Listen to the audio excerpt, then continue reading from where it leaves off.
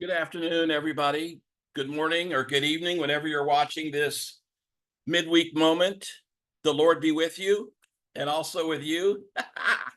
Pastor Doug here, just to say hello and urge us along together in this middle of the week-ish encouragement for the way God is calling us along. It's the last hot week of June and coming up here, and we are in the midst of it in terms of summer weather.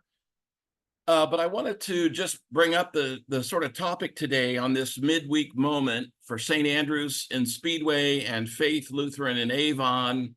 Pastor Doug with you for a couple minutes about, have you ever thought about learning our language all over again? I think about this a lot in my own life, and I especially admire people who have both the Hispanic language down, or any language, and English at the same time.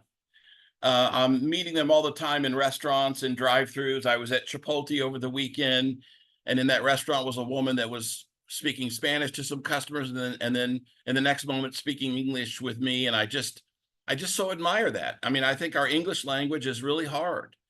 And I've often thought that way about the words that we use and the words that we have and how they can have double meaning. Some can sound the same but be spelled differently, like dessert and desert, for example. They're so close together. Lead, something feels like lead, and then you're going to lead a meeting. Lead and lead are spelled the same. I never wanted to have my doctor to have a practice. The weird way these words work. I would prefer my doctor know what he or she is doing and not to have a practice. I do not care to go to the airport to my terminal. I don't want to go to a terminal. I've heard about terminal disease, and I don't get how those two, same word, same spelling, totally different meanings.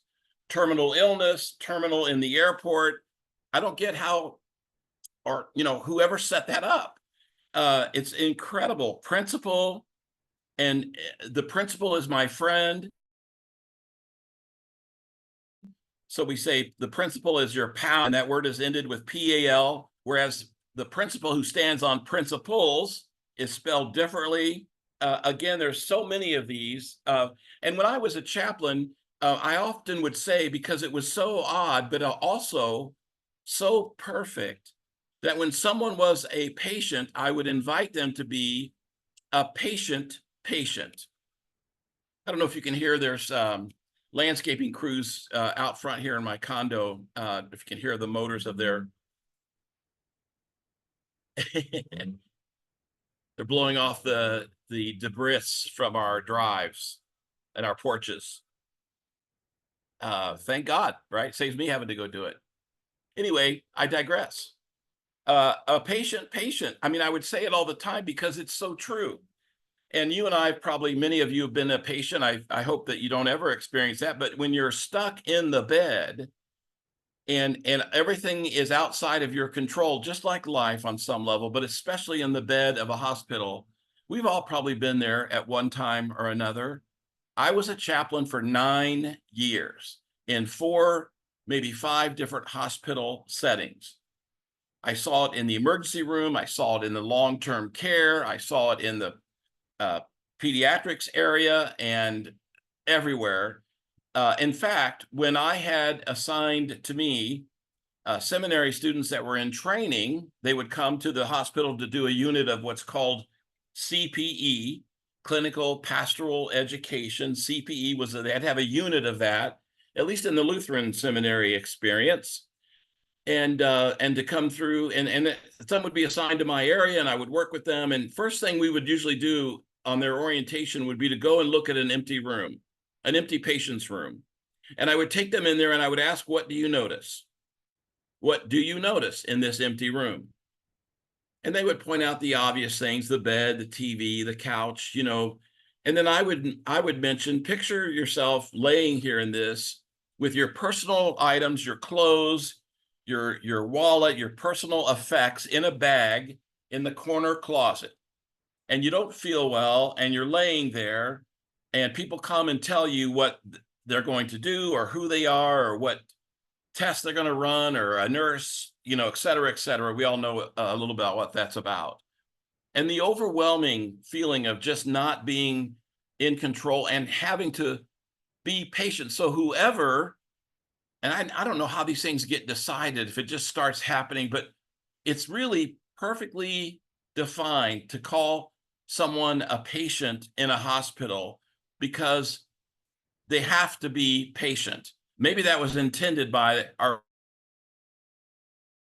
forefathers and foremothers, but the same way. And I would say as a chaplain, you have to be a patient.